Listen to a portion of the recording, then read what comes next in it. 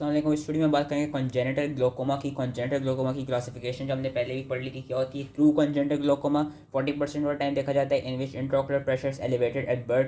Primary infantile which 55% of time it is seen intraocular pressure elevation occurs within the first 3 years of age, and in juvenile glaucoma in which is also known as secondary glaucoma के जो intraocular pressure है it occurs between 3 and 6 years of age। वैसे पीछे 16 years of age लिखा था, classification में लिखा है, यहाँ पे between 3 to 6 years of age लिखा हुआ है। कौन कौन सी कॉजेस होती हैं कि ocular developmental anomalies like anterior segment dysgenesis, aniridia, ocular disease like persistent hyperplastic primary vitreous, retinopathy of prematurity, retinoblastoma और सिस्टेमिक डिसऑर्डर्स में phakomatosis. Most commonly primary infantile ही देखा जाता है, तो हम प्राइमरी इन्फेंटाइल की ही बात करेंगे। It is a glaucoma in which there is impaired aqueous outflow due to mal development of the anterior chamber angle।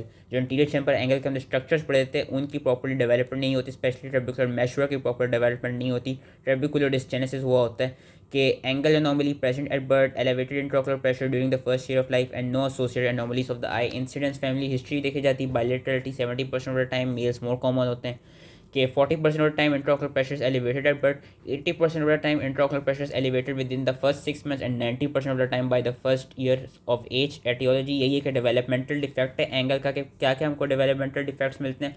Presence of a Barkan's membrane in front of the trabeculum, presence of cellular membrane in front of trabecular meshwork, trabeculodysgenesis की जो properly development नहीं हुई थी trabecular meshwork की, thickening of the juxtacanalicular component of trabecular meshwork, maldevelopment of the Schlemm canal and anterior insertion of the iris and ciliary body। ये कुछ aetiology मिलती है। क्लिनिकल फीचर्स में सिम्टम्स क्या होते हैं। Lacrimation, photophobia, blepharospasm, cornea hazy नज़र आ रहा होता है इसमें हमें। साथ में बुफ थैलमोस मिलती है। बुफ थैलमोस क्या है कि आई बॉल्स इतनी इनलार्ज होती हैं बिल्कुल ऑक्स की आई की तरह की लग रही होती हैं। ऑक्स क्या होती है। Ox just like ox is an animal just like bull. एक तरफ से कह रहे हैं बुल का कज़न होता है ऑक्स, कि जिस तरह गाय की या बैल की जिस तरह की आंखें नहीं होती उससे रिलेटेड उस तरह की आई बॉल का साइज मिल रहा होता है चाइल्ड में। बुफ थैलमोस उसको कहते हैं।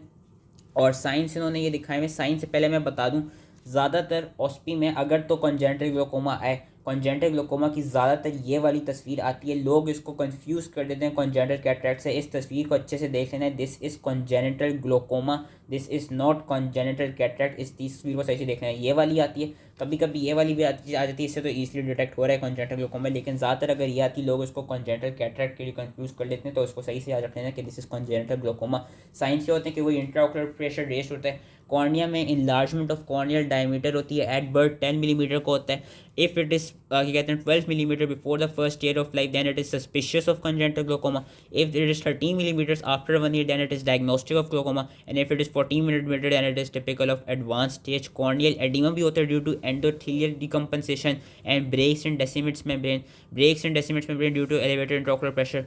हाफ स्ट्राया नजर आते हैं। वट आर हाफ स्ट्राया के they are healed breaks in the Descemet's membrane and they appear as curvilinear lines.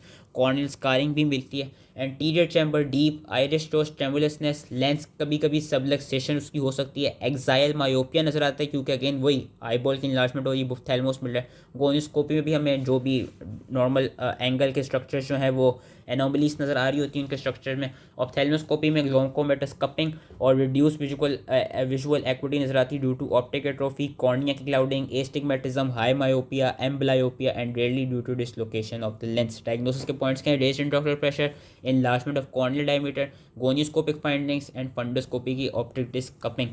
Differential diagnosis क्या क्या हो सकते हैं। ये सारी डिफरेंशियल डायग्नोसिस उसकी हो सकती हैं। एटलीस्ट दो तीन याद रखेंगे कि रेज इंट्राओकुलर प्रेशर को हम retinoblastoma, retinopathy of prematurity, persistent hyperplastic primary vitreous से कर सकते हैं। एक्सेसिव टेयरिंग को हम कंजेनिटल नेज़ोलेक्टिमल डक्ट ऑब्स्ट्रक्शन से डिफरेंशियल कर सकते हैं। कॉर्नियल इन्लार्जमेंट को मेगेलोकॉर्निया या हाई मायोपिया से, कॉर्निया की क्लाउडिंग को birth trauma, inflammatory corneal disease, hereditary corneal disease और केरेटोमेल्शियन कॉर्नियल मेलफॉर्मेशन।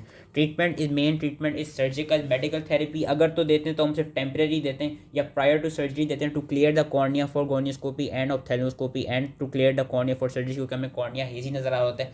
मेडिकल में क्या क्या हम दे सकते हैं। Prostaglandin analogues once a day, beta blockers twice a day and topical carbonic anhydrase inhibitor वो 2 times a day से ये मेडिकल थेरेपी होती है। लेकिन जो मेन इसकी ट्रीटमेंट है that is surgical therapy. Again सिर्फ नाम याद रखने हैं। सर्जिकल में क्या कौन कौन सी हम कराते हैं। एंगल की सर्जरी जिसमें गोनियोटोमी आ जाती है। गोनियोटोमी ज़्यादातर क्लियर कॉर्निया के वक्त की जाती है। एंड ट्रेबिकुलोटोमी, ट्रेबिकुलोटोमी ज़्यादातर हेजी कॉर्निया के वक्त की जाती है। ट्रेबिकुलेक्टमी जिस तरह हम प्राइमरी ओपन एंगल में करा रहे थे वो कराते हैं। एंड ग्लोकोमा ड्रेनेज डिवाइस हम प्लेस करते हैं। ग्लोकोमा ड्रेनेज डिवाइस में हम कौन सी डिवाइस प्लेस करते हैं। We basically attach a silicone tube is placed between the anterior chamber and your subtenon space. तो इनके सर्जिकल के नाम आने चाहिए, that was important for congenital glaucoma. I hope ये समझ में आ गया हो। इस तस्वीर को सही से देख लेना एंड थैंक यू।